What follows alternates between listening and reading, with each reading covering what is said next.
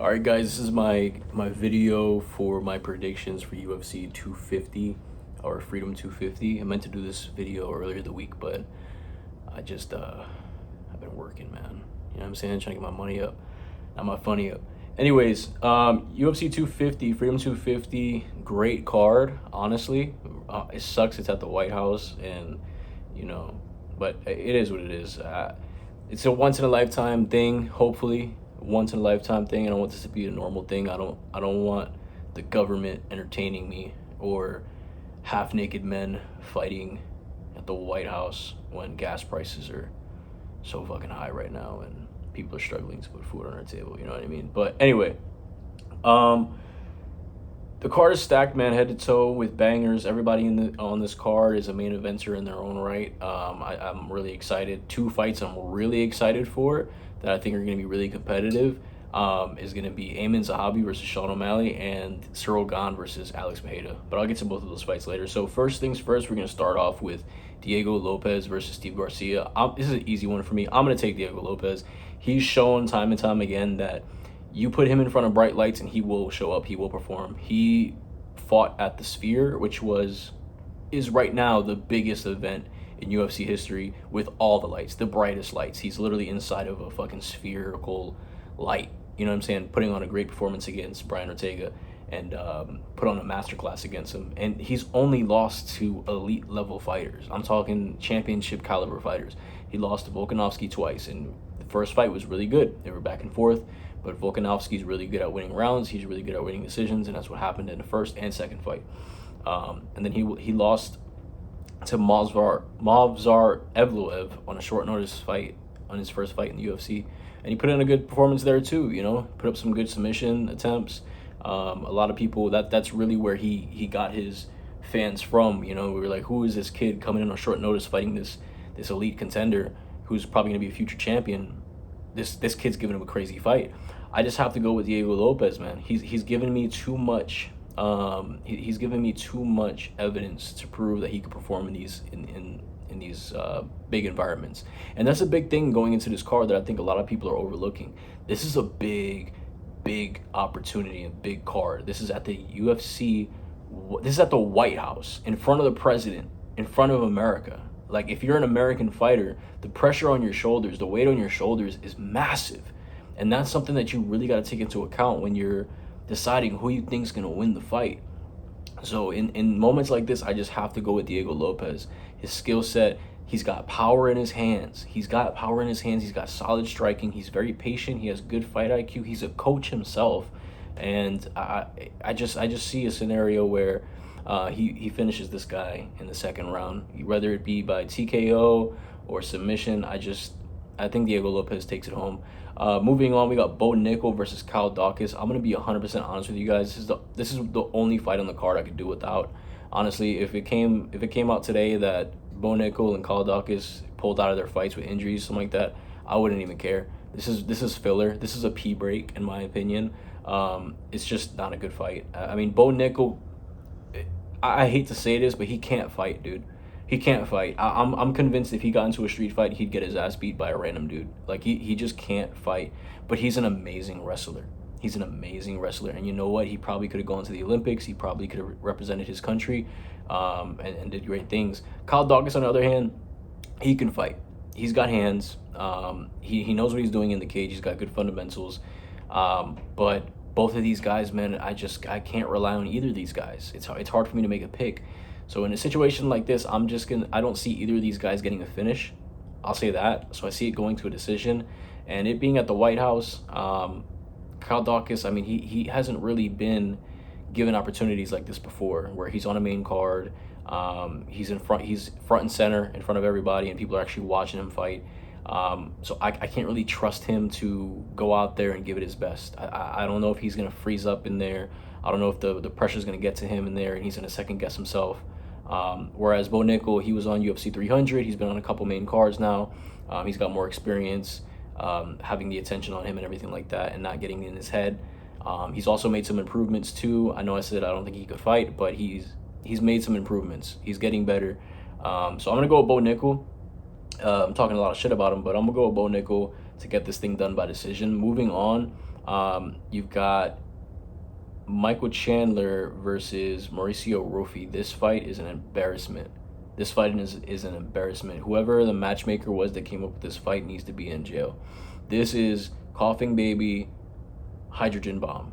This is just, there's no competition in this fight whatsoever. This is bullying. This is legalized bullying. This is legalized murder. I think Michael Chandler should sue the government for allowing this to take place on the lawn of the White House. He is going to get absolutely destroyed by Mauricio Rufy. I mean, this kid is so good. He's so talented. If you guys don't know who Mauricio Rufy is, he's the guy that spinning back kicked Bobby Green. I think it was earlier this year. That viral clip, you've seen it. That's him. He's disgusting, man. He's got power in his hands. He goes into a flow state the moment the bell rings. I mean, he's in there. Even in his last fight against Fiziev, where Fiziev was having success against him on the fight, you thought he was losing the fight, but no, he was just downloading data. He was just downloading data, waiting for his timing, getting the other guy comfortable in the situation, comfortable enough to make a mistake. And that's the thing about fighters. When you're a fighter, you got to make your opponent comfortable. So comfortable, in fact, they're okay with making mistakes because they feel like they're so ahead. And Mauricio Rufy's really good at that. Really good at building confidence in his opponent, making his opponent feel good, making his opponent feel like, oh man, I'm getting somewhere. And then boom, spinning back fist, boom, spinning elbow, boom, spinning back kick, a side kick, head kick, straight. It doesn't matter. He's going to catch you. He's going to catch you. You can run, you can hide, but he's going to catch you. And I see him finishing Michael Chandler. And it's going to be brutal. It's going to be brutal because Michael Chandler, he's going to romanticize this entire fight. He's been romanticizing it. I just know the kind of guy Michael Chandler is. He's romanticizing this. He's saying, oh my God, I got the opportunity, babe, to fight at the White House in front of the president and represent my country. I'm going to go out there. I'm going to give it my all. I'm going to die in there. I'm ready to do this. And he is. He's going to die in there. And knock on wood. I hope he makes it home safely to his family, but he's not getting out of this alive. He's going to try to put on a show. He's going to wave at Trump. He's going to, Mauricio Rufy might take him down, take his back. He'll stand up with Mauricio Rufy on his back, walk over to Trump and say, I'm your guy, and then proceed to lose the fight. It's going to be embarrassing. There's another fighter on this card that I feel like could do the same thing, where he romanticizes the moment too much and then it gets to his head and he just doesn't perform right. I'll get to that later. But that's how I see the fight going with Michael Chandler, Mauricio Rufy. I think Rufy's going to knock him out. Honestly, it's going to be bad. It's going to be brutal. On the lawn of the White House, it's going to be red. Ugh, disgusting. Moving on, we got Josh Hawkett versus Derek Lewis. Guys, I can't trust Derek Lewis. I can't trust Derek Lewis. I just can't trust him, bro. I saw him dodge a jab and then fake getting knocked out by the same jab I just saw him dodge.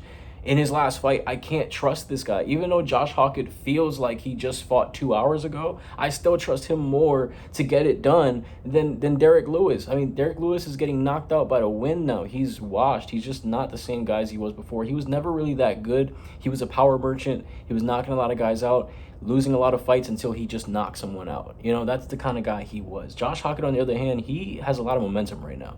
He has a lot of momentum. He's very delusional, which you need to be a great fighter. You need that delusion, think you're better than you actually are. And then you make those improvements over time, and then eventually you speak things into existence. And that's the kind of guy Josh Hawkett is. He's got the wrestling, he's got the volume striking. And when you're at heavyweight and you can put on that kind of volume on these guys, I mean, you can run through a lot of guys in the top 10. I mean, he did it with Curtis Blades in his last fight. It was a great fight, close fight, but he put it on. I mean, he showed me heart.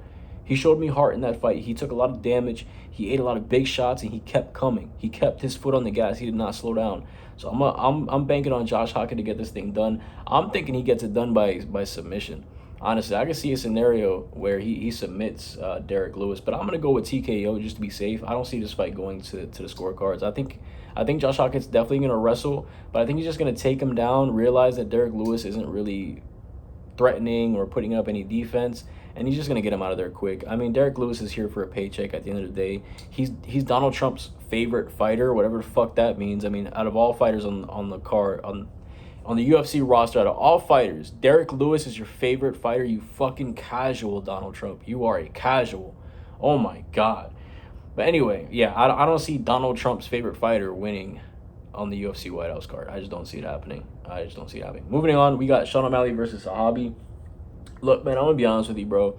If this was anywhere else, I'd say Zahabi all day. But because it's at the White House and because it's Sean O'Malley, I just don't see a scenario where Zahabi wins. Because here's what you need to do to beat O'Malley. You need to finish him. You need to finish him. You need to knock him out. You need to submit him. You need to dominate him. And I just don't see Zahabi doing that. He doesn't have the wrestling. Say what you want about Sean O'Malley. Yes, he did get dominated on the ground by Merab, but that's Merab. You know, Aljo couldn't take him down. Petr Yan took him down, but he couldn't keep him down. He couldn't do anything with it. You know what I mean? Except get some damage here and there. But, and I thought Petr Yan won that fight, by the way. But you gotta knock him out or submit him, because even if you're having a close fight, even if you're winning the fight, let's say you're up 2 rounds and he wins that 3rd round on you, they're gonna give it to him. They're just gonna do it, bro. At this point, that's what they want. They want Sean O'Malley. He could lose the title. He could win and lose the belt for the next 30 years. They don't give a fuck. They want Sean O'Malley on their posters representing the company. That's just what the UFC wants.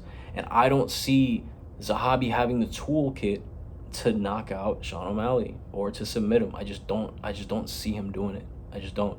Is he a good fighter? Absolutely, he's a great fighter. He's an elite fighter. He's got a more elite fight IQ. His fight IQ is amazing. It's off the charts. His brother as well, and he's got George St. Pierre in his corner. You know what I mean? He's got every tool needed to go out there and get a win, but unfortunately, he doesn't have the one thing that he needs to beat this specific guy, and that's finishing ability. He's not going to finish Sean O'Malley. Sean O'Malley's going to be on the back foot, jabbing your face off, nothing but straight punches, kicks, the occasional knee up the middle that will land because it lands every fucking time, and he's gonna bloody you up. He's gonna bloody you up. So I think Zahabi needs to go in there with the mindset of, I need to finish. I can't go to a decision. If I go to a decision, there's no hope. There's no hope. But I just don't see him doing it. I don't think he has it in him. I just don't. Prove me wrong. I would love to be proved wrong. But I see O'Malley winning this fight by decision. I see him striking and jabbing his face off. I see him busting him open in the 2nd round, making him leak. And yeah, I think the rematch against him and Petr Yan is going to be fucking amazing, dog. It's going to be amazing. Moving on to the co-main event of the night, my fight of the night. This is going to be the best fight on the card, easily. 2 elite level kickboxers going at it for 5 rounds potentially. Alex Pereira versus Ciryl Gane. I'm going to be honest with you guys. I got a hot take. I think this is going to be an easy fight for Ciryl Gane. I just do. I just think it's going to be very easy for him. Alex Pereira is an amazing fighter. He's an amazing striker. I mean, he was able to beat Prime Adesanya. He, as a matter of fact, he is responsible for Adesanya's prime going away. You know, Izzy hasn't been the same since he fought Alex. You know, that years of a career just caught up to him afterwards. You know, and Adesanya's my favorite fighter. And you could really look at those fights and see how this fight's gonna go. You know, when Alex is dealing with another kickboxer who's just as good as him, but faster, better fight IQ, better timing, better reaction speed, he struggles. You know, and Izzy did a really good job in that first fight in mixing it up, grappling, getting into the clinch, tossing out leg kicks, inside low kicks, and that's where you beat Alex. People don't realize this, and nobody ever mentions this. Alex has a tick where he rubs his nose like this in the middle of a fight. He'll like brush his nose, go like that, do this whenever he's hurt, whenever something hits him that he doesn't like. He has a really good job at hiding his face, but he has that one thing he does with his nose like this, like that. And it's always when someone lands an inside low kick. Every time you land an inside low kick on Alex Pereira, go look at the footage. He rubs his nose like it's every single time. The key to victory here is going to be jabs, inside low kick, jabs, inside low kick. Make him think up and down, up and down, up and down, and push him back. You cannot give Alex any real estate in that octagon. He cannot move forward. If you let him move forward, he becomes a train, and it's a train that can't stop.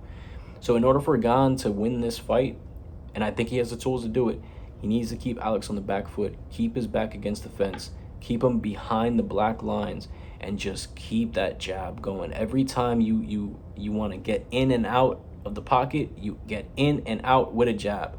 Toss that low kick out. keep your distance. Cyril Gane's gonna have the reach advantage, which is something that Alex is not used to. He's not used to fighting guys with longer arms than him. Alex has gotten a lot in his career because of the fact that he has so much power in his hands. You know, Yuri Prohaska was having a lot of success against him, putting on pressure, getting him against the fence, getting those combos off. But it's that power that Alex has, that's what makes him great. That's what makes him special, because he just shuts people off. He touches you and you go to sleep. But he's going up to heavyweight. He's going to be a lot heavier. And Cyril Gane's he's not cutting crazy weight like these lower weight classes are. You see, when you cut down to 205, you know, that's the weight limit. You're walking around at 230. Cyril Gane's probably walking around at maybe 260 max. Cuts down to 250. You know what I mean? So like 10 pounds he has to cut, you know, for fight week. And I don't even think he walks around that heavy, if I'm being honest with you. He probably walks around like 230, 240 maybe, you know? So he's not really going to be drained or dehydrated in that octagon. He's going to be just bouncing around, jabbing at range, putting them together, bro. Putting those combos together. And I think he's going to knock Alex out maybe in the second or third round. And it's gonna be a sick fight. It's gonna be sick. I think it's gonna be back and forth. In the first round, they're gonna be getting their knowledge, downloading each other's data, figuring each other out. But as long as Gane can keep Alex on the back foot, not let him dictate the pace, and not let him get close, as Chael Sonnen would say, it's gonna be an easy fight, or easy win for Gane. Moving on to the main event, we got Ilia Topuria versus Justice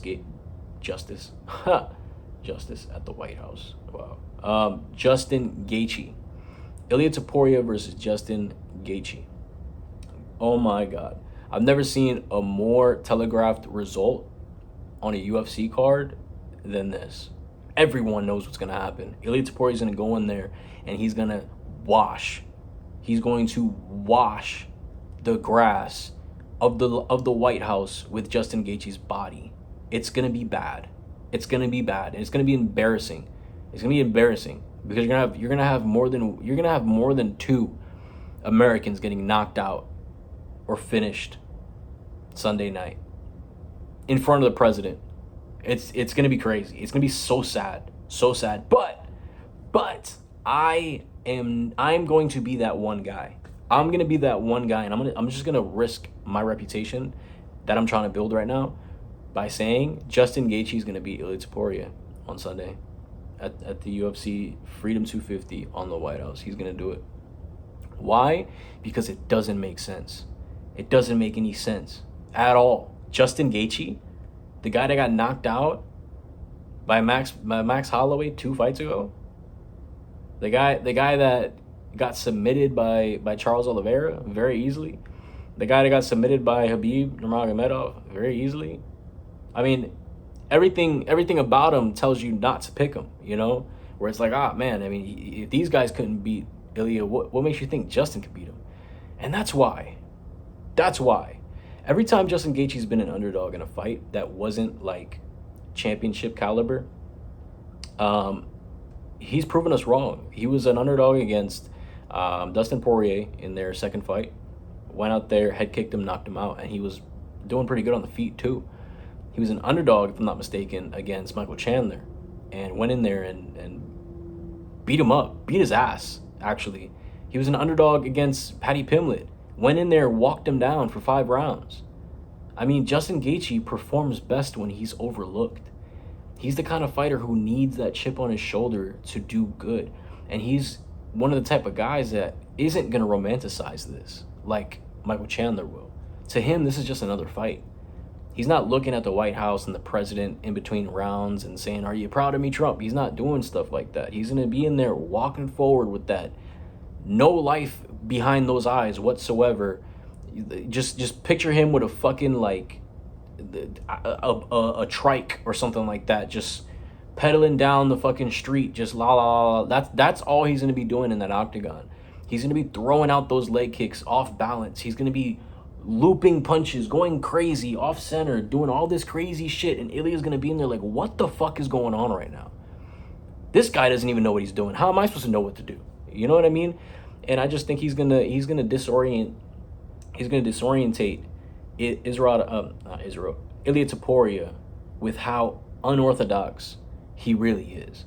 Because it's one thing to watch him on TV and it's one thing to watch tape. But when you're in there with somebody who just does shit that you're not used to, you know what I mean? Throws a jab from where you're not used to a jab coming from, throws a leg kick in a way that you are not supposed to throw a leg kick, and you're a guy like Ilia Topuria who's so proper in everything and technique is so important. When you're a guy like that, fighting a guy like that, sometimes it could fuck with your head. So I just see an upset, man. I just see a world where Justin Gaethje goes in there, first round, walks Ilia down. Ilia tries to go in for a combo, gets caught, gets wobbled. Justin goes in for the kill, but Ilia survives, makes it to the second round. Everyone's on their feet saying, oh my God, he just rocked Ilia. Ilia goes back out there, still disorientated, and Justin Gaethje just takes over the fight and just cruises to a decision and possibly a finish in the third or fourth round. I just see it happening. You heard it here first. And you know what? If I'm wrong, I mean, it was obvious, you know what I'm saying? But I'm gonna take a chance at being great. I'm not a big fan of Justin Gaethje anymore. He's been a weirdo lately, but man, I mean, he's a great fighter. He puts on a show, and I think he's not gonna let this moment get to him, and he's gonna put on a good show. Either way we look at it, whether or not the result of this fight happens the way I say it's gonna happen, it's gonna be a great fucking fight, and I'm excited for it. So yeah, guys, that's my predictions. I'm going with Diego Lopez, Bo Nickel, Mauricio Rufy, Josh Hockett, Sean O'Malley, Cyril Gane, and Justin Gaethje. Those are my picks. Thank you guys for tuning in. I'll catch you guys later, and enjoy the fight. Peace.